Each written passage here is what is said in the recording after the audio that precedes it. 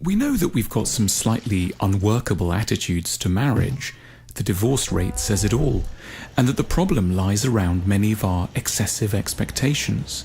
To try to counter these, there could be no better place to start than with our marriage vows, moments when we first declare before an audience the ideals that we would like to live by over a lifetime.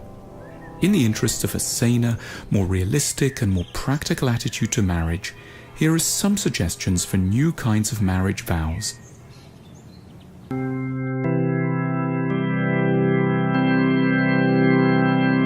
We should good-naturedly admit that the person we're marrying is very far from perfect and articulate all the ways in which they will prove irritating, difficult, sometimes irrational, and often unable to sympathize or understand us.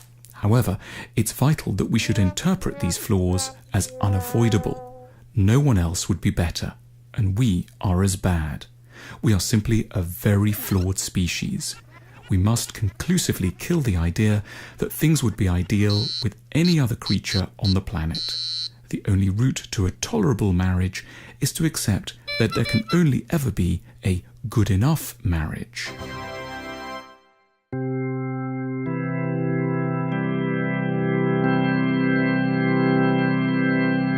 Love starts with the experience of being understood in a deeply supportive and uncommon way.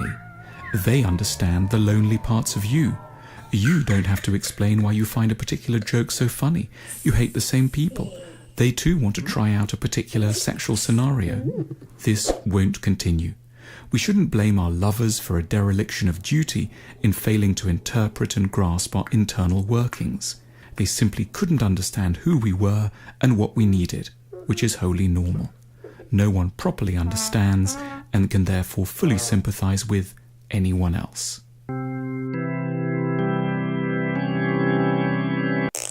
Maturity is founded on an active sense of one's folly, one's out of control for long periods, one's failed to master one's past, one's permanently anxious. One is, to put it mildly, an idiot. If we are not regularly and very deeply embarrassed about who we are, it can only be because we have a dangerous capacity for selective memory.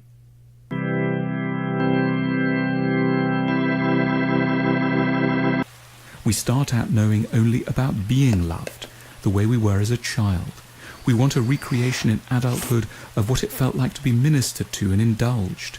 In a secret part of our minds, we picture someone who will understand our needs, bring us what we want, be immensely patient and sympathetic to us, and make it all better.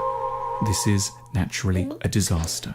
For a marriage to work, we need to move firmly out of the child and into the parental position. We need to become someone who will be willing to subordinate their own demands and concerns to the needs of another.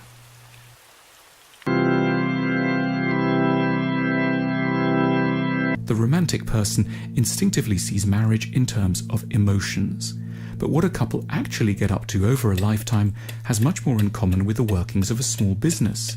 They must draw up work rosters, clean, chauffeur, cook, fix, reconcile and budget. None of these activities have any glamour whatsoever within the current arrangement of society, and yet these tasks are what is truly romantic in the sense of conducive and sustaining of love, and should be interpreted as the bedrock of a successful marriage. The romantic view expects that love and sex will be aligned, but in truth they won't stay so beyond a few months, or at best 1 or 2 years. This isn't anyone's fault. Because marriage has other key concerns, like companionship, administration, another generation, sex will suffer. We're ready to get married when we accept a large degree of sexual resignation and the task of sublimation.